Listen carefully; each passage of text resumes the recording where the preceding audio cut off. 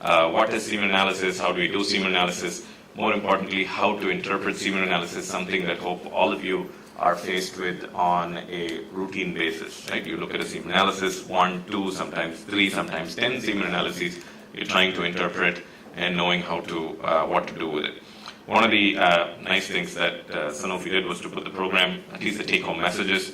I just went through the take-home messages again. They're fairly relevant, and they're probably the most important learning points that if you were to learn at least something out of all of the lectures today, that would probably be the most important.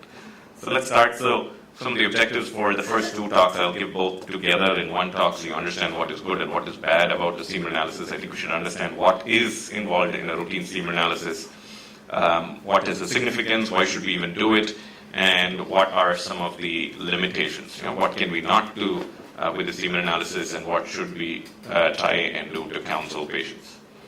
So let's start. As most of my talks will have some sort of a case-based discussion just to put this into perspective and what you will see in sort of routine practice. So it's a 30-year-old guy. He presents with primary infertility. They've been trying to achieve a pregnancy for the last 13 months. His wife is 29. She has regular periods. She has normal day 3 FSH and a normal HSG. Just like here in the United States as well, the female gets worked up with $1 million, including an HSG, day 3 FSH, and everything else before a guy even thinks about getting a semen analysis. So he gets a semen analysis. His past medical history, surgical history is negative. You examine him, 16 cc testis. On the left, there is a large varicocele, as is seen. So we'll go through varicoceles more, but just know that there is something abnormal on his exam. His first semen analysis, he had gotten it outside somewhere. The volume was 2.5 cc's.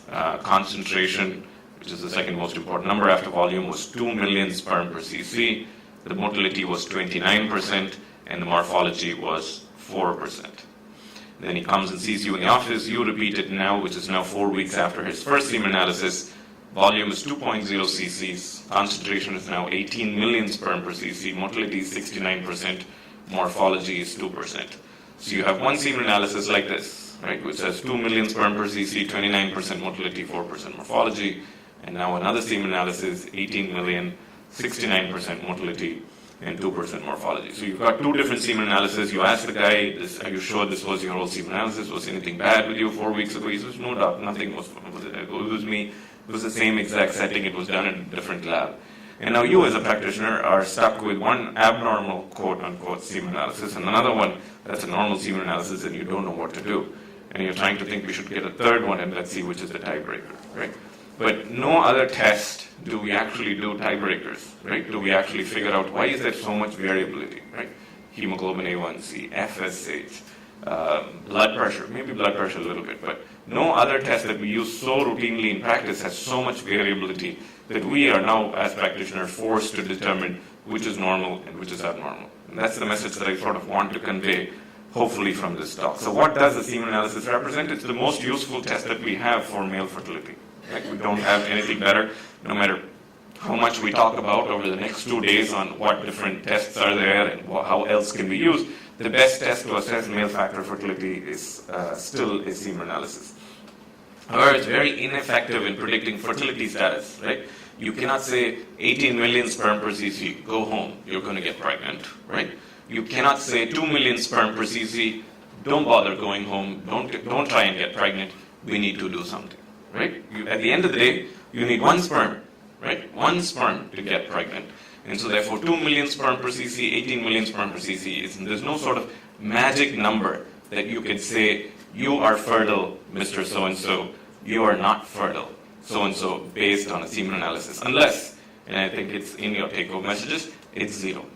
Right? If the semen analysis is azoospermia, even then, rare cases, you can have some sperm, but probably not enough to conceive naturally. If it is 0, then you can say the chances of natural conception are that too close to 0. But if it is not 0, there's no way you could use the semen analysis and look at the guy and say, you're not going to conceive naturally. Yes? So therefore, normal values, which we will discuss today, cannot distinguish infertile from fertile, right? You could just say this is based on WHO, the semen analysis looks normal. But that doesn't mean that guy is going to conceive naturally or is not going to have any issues. So what are the so-called normal values and how were they determined? So WHO in 2010, for the first time in the 5th edition, basically did a study where they looked at 1,800 men from 3 different continents. India, South Asia was not included, Africa was not included, South America was not included. So it was basically North America, Europe, China, and Australia. 1,800 men who were fertile. Okay? Very important. So when you look at WHO semen analysis and where they got these numbers from, everybody that contributed a semen analysis to the study was fertile. Right? So not a single infertile couple or an infertile male was included when they came up with this semen, with these numbers. Very different from most other tests that we do, like hemoglobin A1C, where diabetic men get included. Only then you can establish a normal range of hemoglobin A1C of 7.5 or 6 or 5, depending on this, basically because you included both patients as well as controls. But semen analysis, no. Everybody that contributed to the study were all fertile. They had to have gotten somebody pregnant in their last 1 year, right? 1 year, then you contribute to the study. So semen volume, these numbers are important because patients are going to expect you to know them, right? Because they've gone to other doctors, they're seeking other opinions, and they all have normal, abnormal in their semen analysis listed. So you need to know what these numbers are to counsel them to say, yes, it is normal. But remember, these are all based on fertile men. So these numbers you have to commit to memory. It's 1.5 cc's, 15 million sperm per cc, 39% motility, or 40% total motility if you look at it. Morphology, 4%, pH 7.2, leukocytes, less than 1 million sperm per cc. So important to know this. So where did these normal values come from? So this is also very important. So in 2010, so they put everybody on a bell curve. We hope you know our bell curve, right? 50 percentile, 1 standard deviation on either side, I think is, nice. Yeah, so 1 standard deviation on either side, 34%, and then finally they said, we don't need 50 percentile to get sperm, let's just make it 5%. Consensus, right? People sat around a room just like this, and they said, how much sperm do you think you need someone to get pregnant? They were like, 5%. 2 people said 5%. They said, okay, let's put it at 5%. So that's where these numbers came from, right?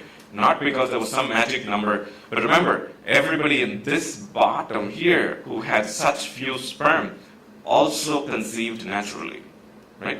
Very important to know. And they all contributed, despite the WHO saying we need 2 semen analysis to interpret. All of them gave 1 semen sample to the study. It wasn't 2, they didn't take an average of 2 or 3 from every person. It was 1 semen analysis. So even people who had numbers less than 1.5, 1 million sperm per cc, 0.5 million sperm per cc, remember, look at this, the curve does not end over here on the left, also got someone pregnant naturally. Okay? Very important to know. So unless the semen analysis shows 0 sperm, it's very hard for you to sit across from a couple and say, you're not going to conceive naturally, right? Don't bother trying. If it is 0, you can probably say that and get away with it. So this is where these numbers came from. So the 5th percentile is where the 15 million sperm per cc and 40% motility came from, right? So if you look at the 50th percentile, doctor, am I at least close to average, right? Are my numbers close to average? Huge numbers. Look at this. 3.7 cc's was the median value. 73 million sperm per cc was the concentration. 60% motility was average. Average, right? Average of all fertile men. If you look at these numbers, you're like, oh yeah, it's normal, don't worry. But really, you're not even at the 50th percentile of all men that got someone pregnant within the last 1 year, right? Unless it's 75 million sperm per cc and 60% motility. So I tell patients all the time, and Rupen's going to speak about adolescent varicocele, right? That's a huge and different ballgame. We don't have normal semen analysis for that. A couple or a guy that's not trying to get pregnant at all in the next 4 years, 5 years, you're trying to interpret this, and you're not going to tell him this is the chance of your fertility. He wants to know if he's close to average. And the numbers that you have to quote are these. You have to quote 75 million sperm per cc, 60% was the average. And that too, men feel very bad when they find out that the averages are so high. So that's where the numbers are, and I want you to interpret this concept. It's a very unique test. Unlike other tests that we're so used to, hemoglobin A1C, hematocrit, hemoglobin, white blood cell count, very different test compared to everything else. You cannot use this test as normal, abnormal. You need to know where these numbers came from. So let's talk about a few of these things, which some we do routinely, some we don't. Some labs do it, some labs don't. So first is semen volume and pH.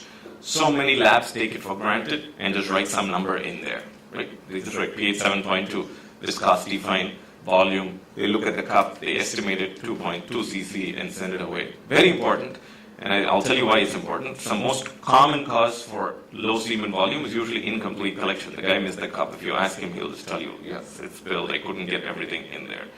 Some of the uncommon causes, it's very important to know if the volume is low and the pH is low, then you have to think about something called ejaculatory duct obstruction. And hopefully we'll get through some of the talks on ejaculatory disorders here. When the pH is high, it's not clinically useful. When the semen volume is high, it's not useful. So the only point that I want you to take away from here is if the volume is low and the semen pH is acidic, you have to think about ejaculatory duct obstruction. Okay? It's the only take-home message. So if the volume consistently, right, 0.3 cc, 0.2 cc, 0.4 cc's, guy says, no, this is all I ejaculate. I don't have anything more. Everything went into the cup. And then you look at the pH. Some labs actually did the pH and tell you pH is 6.8, 6.9. Then your alarm bell needs to go off. This could be some ejaculatory duct issue. All right? If the volume is low and the pH is normal, then you have to think about something called retrograde ejaculation. Yes, that's where you do something called a PEU or post-ejaculatory urinalysis. So in a routine semen analysis, so we basically looked at volume and pH, and let's look at some of the others. So how are you supposed to, they always say, what is the abstinence period? I don't think there's much to abstinence period as long as it's not within 24 hours, and as long as it's not longer than 7 days. So usually people recommend 2 to 4 days, but just remember it's not that critical as long as it's 24 hours or 7 days. Preferably it's done in a lab or a doctor's office, bringing it from home, putting it in a brown bag, 2-3 hours waiting, not optimal. And you shouldn't be using condoms, and people always try and ask that there are latex-free condoms available, and Rupen will probably discuss that more. You should provide a container, should preferably be a decent plastic jar. I've seen semen analyses brought from home in all sorts of containers.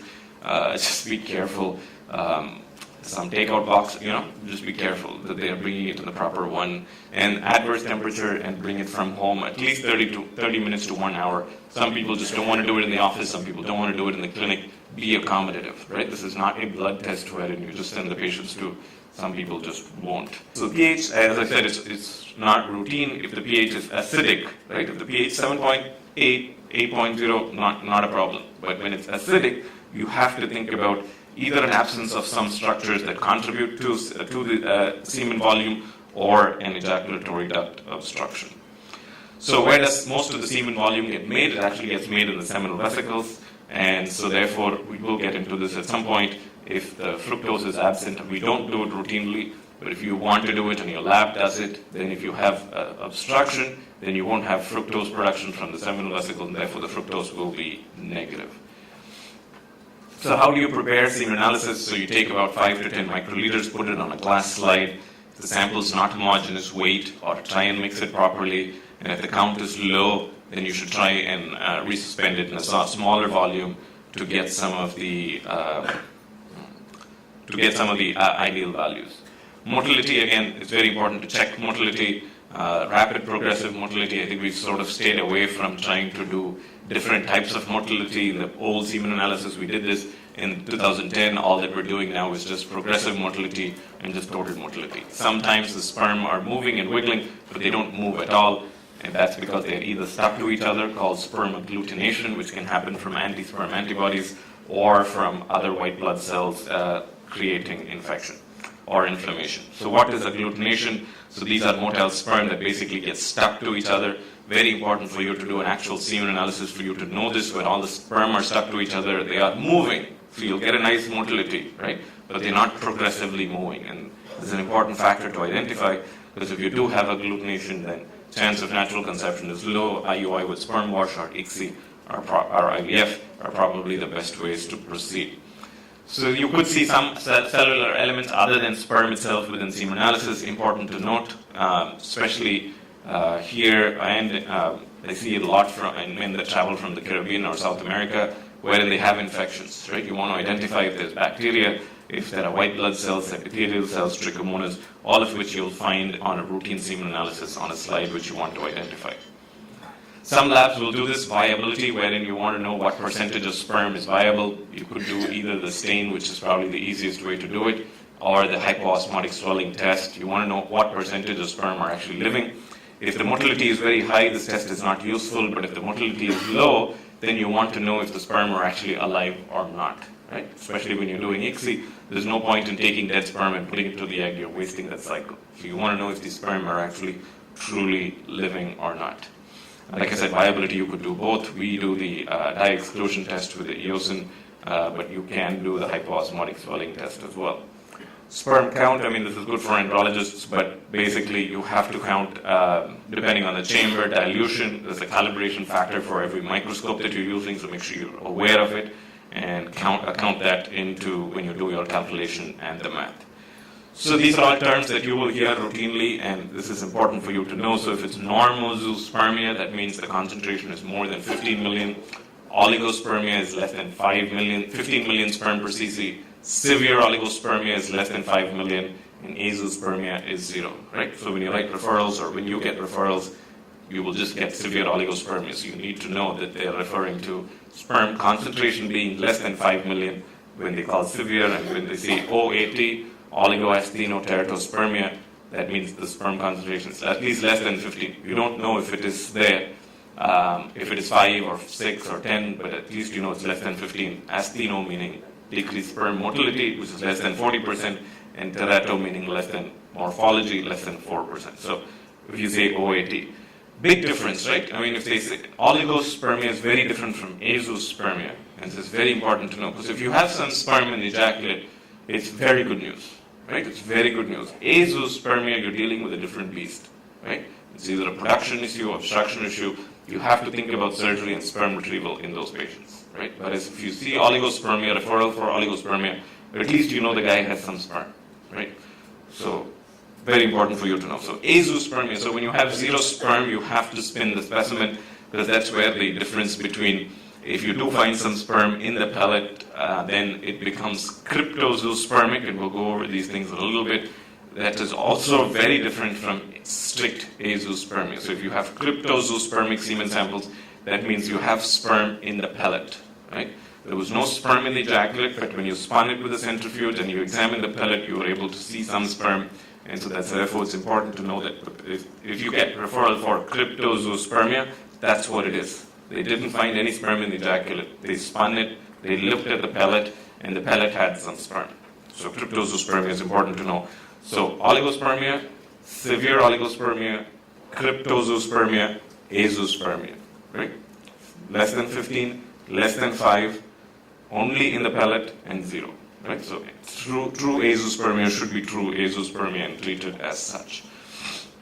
So what can semen analysis, what do these results tell us? Testicular function. So if you have sperm in the ejaculate, at least you know the testis is functioning, it's making some sperm's getting there. Less, high, different story, right? I showed you 2 semen analysis, both from the same patient. One, 2 million sperm per cc, severe oligospermia. Another semen analysis, which you got in your lab, 18 million sperm per cc. Now what is the diagnosis? Normozoospermia, right? Both from the same patient. You can write both diagnoses in the same patient. Severe oligo and normozoospermia, right? Patient will be confused, you will be confused. If you send back the patient to whichever the referring doctor, he or she will be confused, right? So it's important for you to know that semen analysis is at least variable. It can vary from day to day, within the same day, patient to patient, lab to lab, and that's what we'll talk about next. So sperm counts can totally vary from one laboratory to other. Hell, within the same laboratory, they gave all of these fancy equipment, the CellView hemocytometer, the Stanley counter, macular chamber, and the guy that counted sperm from the same semen sample counted so variably, right? So one test wherein there's not only lab-to-lab variability, patient-to-patient variability, within the patient variability, right? It's just a variable test. It can be all over the place. The only time when you can truly say that it's very useful and reliable is when the sperm count is what? 0, right? Every time else, it's very difficult to interpret and has to be interpreted in the clinical context rather than saying you're normal, you're abnormal, you're fertile, you're not fertile. So if you're running a lab, this is for andrologists who are in the lab, you have to do proficiency testing. You have to compare one lab technician to the other. one semen sample to the other, and do it now and then. Even the guys that are so experienced, I keep pushing for it. You have to compare yourself to the others, or at least to the standards, to know that you're counting well, right? Guys and females that get older start getting lower and lower sperm counts because they're not so fast to pick up all of the sperm within the chambers, and so therefore it's important to do proficiency testing if you are running a decent lab. So lack of standardization, it's all over the place, right? Motility is very hard to count, morphology is very hard to count, and concentration is very hard to count. And so therefore, it's not hard to do, it's just variable. And I just want you to understand,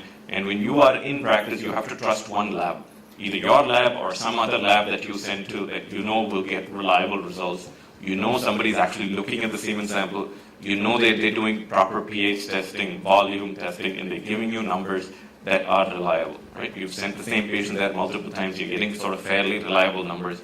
You have to find your lab that you trust, okay? Don't just send them, don't write a prescription semen analysis and let the patient go wherever they want to go, like any blood test, right? This is not a test where they could just walk into anything and get a result. You're gonna get it all over the place and most likely not being very useful for you guys. Same quality control, I mean, if you have a semen sample with a lot of sperm, it's going to be variable, right? So if the same semen sample that they tested on different days, so look at this, 1, 6, 11, 16, 21, so they did it on different days and you get counts all over the place. And similarly, a lowest sperm count specimen, again, all over the place. So how do you interpret this? A little bit of a challenge, but just know that it's variable and can change. Let's move on to now my most favorite part of the semen analysis, which is the strict morphology. Okay, hopefully in 10 years, we most likely will not be doing this, I think, as a quantitative basis. I think we will still look at morphology qualitatively, but in 10 years, we may not most likely be doing it quantitatively, assigning percentages. So what is sperm morphology? This is how an ideal sperm is supposed to look like. It's supposed to have a head which is 5 micrometers in length. It shouldn't have any neck or mid-piece abnormalities. It should have a tail and have no cytoplasmic droplets, and it has to be larger than at least half the sperm head. So the number of sperm that actually fit this criteria, even in normal fertile men in the WHO semen analysis, was only 4%, right? Only 4%. 96% of the sperm, 96% of men who were fertile had abnormal sperm morphology, right? I mean, terrible test. If you think that 96% of the guys who are actually getting conception are having abnormal sperm, probably not so good. So examples of abnormal sperm morphology. So this is an example of elongated head. These have tail defects. There could be small heads, there could be triple heads, there could be neck defects, there could be cytoplasmic droplets as seen here within the head. And this is important, this is probably the one useful technique, and to know this is globozoospermia, wherein there's absolutely no acrosome at all. And so therefore this is one indication where you have to do ICSI, right? Not IVF, you have to do ICSI. And this is an important part that hopefully a technician will pick up and tell you on sperm morphology, that this was globozoospermia. And it's important to know that. Everything else, let's go in the context. That's one normal looking sperm. Anyway, so proficiency in lab testing, so the significant variation even when you do morphology, and so therefore it's very hard to interpret. Just like concentration and motility, morphology also can be variable and is very subjective from one technician to the other. So what is the role of sperm morphology, especially since we're doing so much IVF and ICSI? It is not a sperm function test. You cannot say just because a sperm looks terrible that it's not going to fertilize properly. It's not going to do its job properly, because what you truly need once you've done the ICSI is only the sperm DNA. And so therefore, just because a sperm does look bad, right, does not mean that it's not functioning well. And it's important to tell your patients, they get very scared when they see 0% morphology. Right? Especially when their concentration is normal and the motility is normal and they see a morphology of 0%, 1%. Questions that commonly come up: doctor, are my kids going to look bad? Right? Am I going to have congenital defects in the kids? Right? Am I going to be able to conceive naturally or not? Because they tell me that because all my sperm look bad, I won't be able to conceive naturally. Right? All of these questions you're going to get on a routine basis, and hopefully we'll answer some of that today. So this is a nice study that we did last year, wherein we looked at role of sperm morphology in IUI success. So we cannot do studies on natural conception anymore because no one wants to study natural conception anymore. There's no money in trying to conceive naturally, right? lots of money in IUI and IVF. So they looked at IUI success, which is a close surrogate to natural conception, right? We all know clomid IUI cycles, similar to timed conception, fairly similar success rates. So we looked at, as meta-analysis looked at all of the studies that were published on IUI and pregnancy success, and then we looked at sperm morphology, less than 4%, greater than 4%, and then more importantly, less than 1%, greater than 1%, right? If it's less than 1%, then either 0.5% or 0% morphology. That means 99.5% or 100% of the sperm looked bad, right? Of all of the examples that I showed you. So we did a meta-analysis. So what did we find? So we evaluated a total of 33 trials, of which there were 16,720 participants. So huge meta-analysis wherein we looked at all of the IUI studies that have been published in the literature. So when you look at Kruger-Strick morphology, if it's less than 4%, IUI, so this is not IVF, this is not natural, IUI success rate was 13%. If the morphology was greater than 4%, it was 16%. So this was statistically different, wherein 16 was greater than 13. But the message here that even in men with abnormal sperm morphology of less than 4%, if you did a regular clomid or natural timed IUI, then the success rate was 14%. Okay? So this is important to know. We only included all men who had a total motile sperm count of greater than 10. Greater than 10. So total motile sperm counts of volume times concentration times motility was greater than 10 million. We included them into the study. But look at the more interesting number here. If the sperm morphology was less than 1%, concentration, the IUI success rate was 14%, greater than 1% was again 14%. So in men who had total motile sperm count greater than 10 million and 0% or 0.5% strict morphology, your IUI success rate was still 14%. Okay? Very important to know. So with it, we looked at female age, average total motile count, and the minimal total motile sperm count. They were all significant. So the factors that ultimately predicted IUI success was how old the woman was and how much sperm was in that sample, right? TMC, total motile count. Is what dictated. It wasn't morphology, right? So even when we control for all the other factors seem to be important. So the clinical pregnancy rates between less than 4 and greater than 4 were statistically different, right? 13%, 16%. But clinically, there's no difference between 13% success and 16% when you tell the patient, right? Doctor, what are my chances of conception with this IUI cycle? If you tell them 13% or 16%, it's going to remain the same. You think 16 is better than 13, but you know this rate somewhere between 15 to 20. So of all the cycles, only 500 cycles reported less than 1%, greater than 1%, and so therefore we found that even in those couples with less than 1% morphology, 13% success was seen. So therefore, very important point, isolated abnormal sperm morphology, right, should not be an indication for immediate IVF, should not be a contraindication for IUI, right? Do not push couples away for IUI cycles, or don't tell them you cannot conceive naturally because your morphology is 0% or 0.15% or 1%. If you look at morphology, the most we're counting is about 100 to 200 sperm, right? That's what the lab has time for. Some labs don't even do it. They count 50 sperm, they estimate percentage from it. The guy has 10 million count, right? We're not counting the remaining 9,999,000 sperm, right? We're counting 100 of those, and we're just saying the remaining 9 million should also be bad, right? That begs the question. They come and ask us, like, doctor, the IVF doctor told me that I have 0% morphology and we have to do IVF. How are they going to, if all the sperm look bad, how are they in the lab going to pick up normal sperm and do IVF? I'm like, oh yes, that's right. If all the sperm look bad, what sperm are they going to inject, right? So, contradicting opinions, just be very careful. The message here is that just use your judgment of IVF, ICSI, natural IVF versus we need to do ICSI, based on total motile sperm count, okay? Don't base it just on morphology. If the count is low, if the motility is low, and the morphology is low, and you're asking them to do IVF, totally reasonable, right? But when you have 70 million sperm per cc, 80% motility, 0% morphology, do not push them for IVF without giving them a chance of either natural conception or IUI first, just based on morphology alone.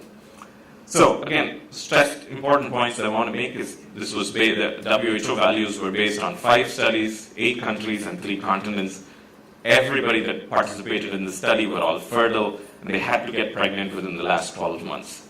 So I think it's important to know that you cannot predict based on one concentration, one motility, or one morphology that you're going to be fertile versus infertile.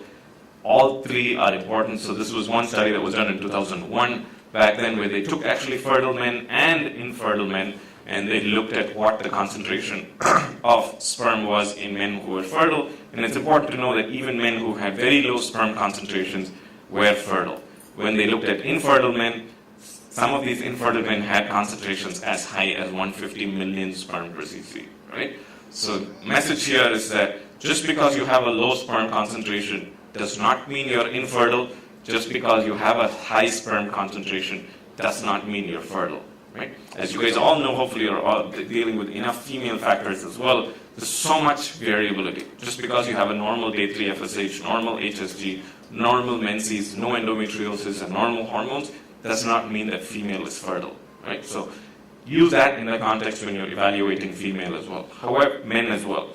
So however, if you have more than one abnormal semen parameter, the chance of infertility goes up, right? That's why the OAT comes in. If you have just one semen parameter abnormal, that's your chance of infertility.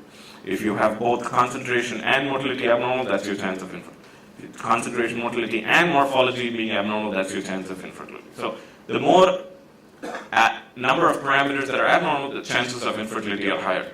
But not one parameter should dictate infertility.